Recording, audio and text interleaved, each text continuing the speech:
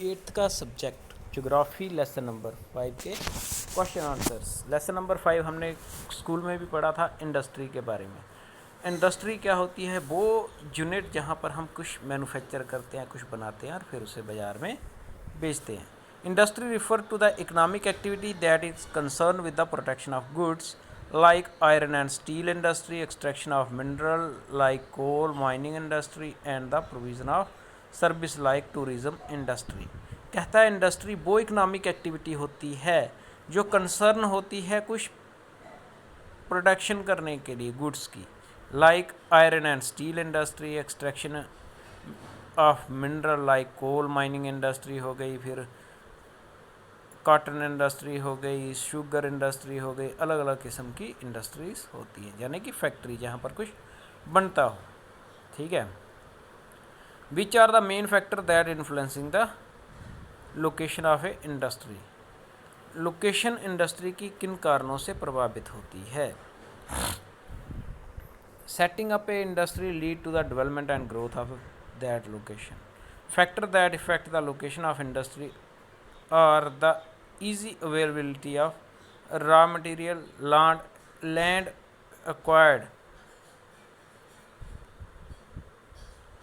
supply of water and labor, access to power and transport, presence of market and a good amount of capital।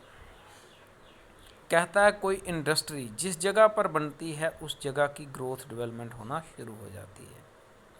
जो main factor हैं जो influence करते हैं industry की location को, industry हमेशा वहाँ पर खुलती है जहाँ पर रॉ मटेरियल उसे आसानी से मिल जाए। ठीक है।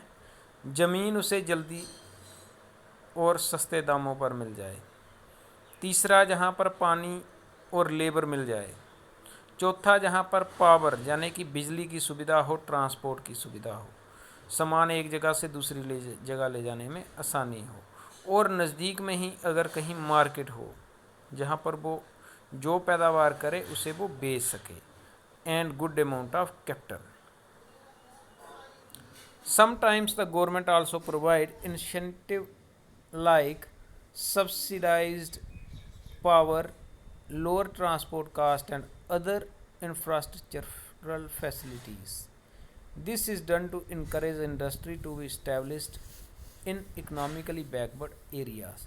कई बार क्या होता है, गवर्नमेंट सब्सिडी देती है पावर पर यानी कि बिजली पर, ट्रांसपोर्ट पर, सस्ते में ट्रांसपोर्ट कर देती है चीज़ें, फिर टैक्स कहीं पर छूट दे देती है, कहीं पर इंफ्रास्ट्रक्चर फैसिलिटीज़ दे देती है, ताकि जो इंडस्ट्रियलिस्ट हैं वो इन्वेस्ट करें पैसा अपना कहाँ पर, जहाँ पर इकोनॉमिकली बैकवर्ड एरिया है, जहाँ पर उनको पता है कि जहाँ पर कम पैसे बचेंगे, तो उनको प्रलोभन देती है गवर्नमेंट की, ताकि वो वहाँ पर फैक्ट्रियाँ खोलें और लोगों को रोज़गार मिले। तीसरा है, which industry is often refer to as the backbone of the modern industry and why. कहता है कौन सी इंडस्ट्री को बैकबोन माना जाता है? सभी इंडस्ट्री है इसकी। ठीक है। और क्यों? Steel is called the backbone of the modern industry because almost everything we use in either made up of steel or has been made with machinery or tools made out of steel। Steel industry जो है वो backbone है, steel and iron आएगा जहाँ पर।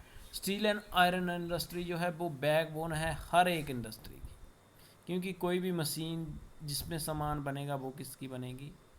Iron और steel की। ठीक है।